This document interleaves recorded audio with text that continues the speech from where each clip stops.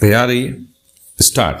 तीसरे विश्व युद्ध के मुहाने पर खड़ी दुनिया के लिए भारतीय सुरक्षा सलाहकार अजीत डोभाल की रूस यात्रा को अंधेरे में उजाले की एक हल्की किरण के रूप में देखा जा सकता है। प्रधानमंत्री नरेंद्र मोदी के रूस एवं यूक्रेन दौरे के बाद डोभाल की रूस यात्रा को रूस यूक्रेन युद्ध समाप्ति की दिशा में पहला कदम माना जा रहा है। यह इसलिए भी क्योंकि दोनों देशों के बीच पिछले 927 दिनों से चल रहा युद्ध दुनिया के लिए बड़ी चिंता का कारण बना हुआ है।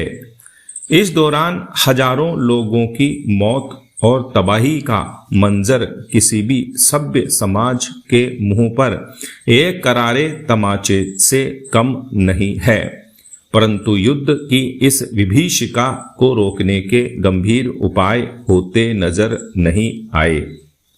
संयुक्त राष्ट्र जैसी अंतर्राष्ट्रीय संस्था ने भी इस दिशा में कोई ठोस उपाय किए हों, ऐसा कहीं नजर नहीं आया। आज दुनिया दो खेमों में साफ बटी हुई है, लिहाजा कौन किसको समझाए।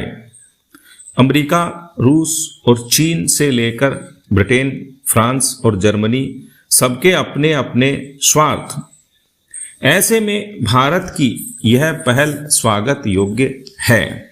मोदी ने पिछले दिनों रूस और यूक्रेन के आला नेताओं से मुलाकात की तो भारत के शांति मिशन की बात सामने आई।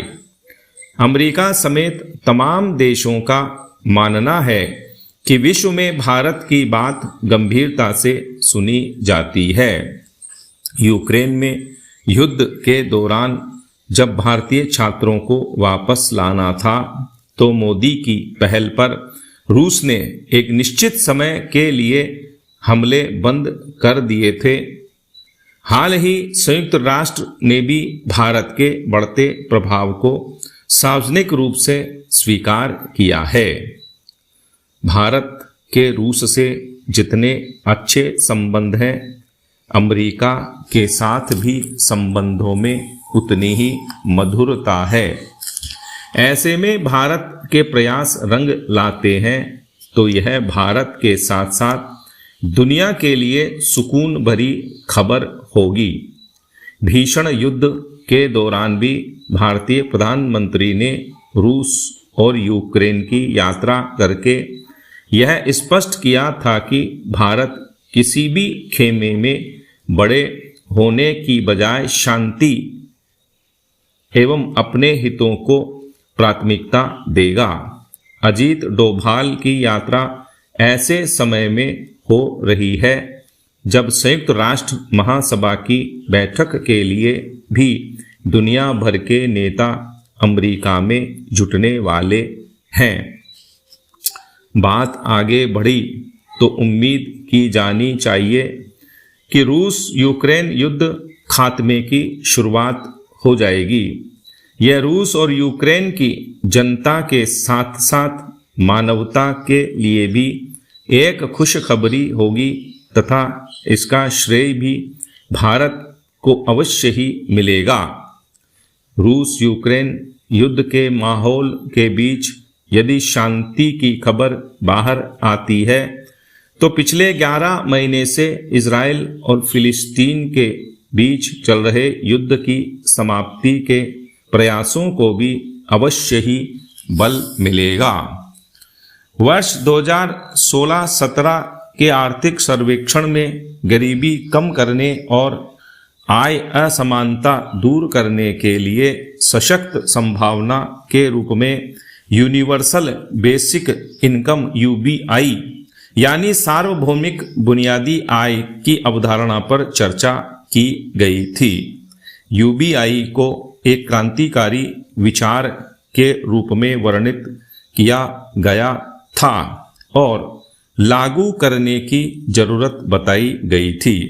सर्वेक्षण में अनुमान लगाया गया था कि उस समय गरीबी की रेखा के नीचे रहने वाले भारतीयों में से हर भारतीय को 7,260 रुपये का डायरेक्ट कैश ट्रांसफर यानी प्रत्यक्ष नकद हस्तांतरण करने से जो वार्षिक लागत आएगी वह सकल घरेलू उत्पाद का 4.9% होगी।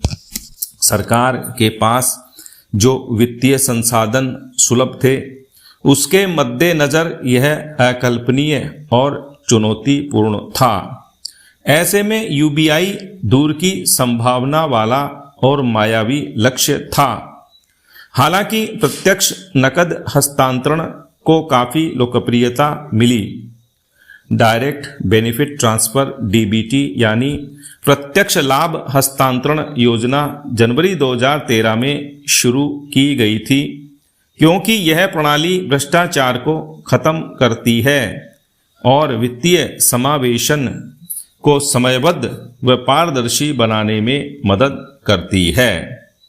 जनधन खाते, न्यूनतम राशि की बाध्यता से मुक्त, आधार पहचान और मोबाइल, इन तीनों ने सब्सिडी और अन्य वित्तीय सहायता को सीधे लाभार्थियों के खाते में पहुंचाना सुलभ किया है।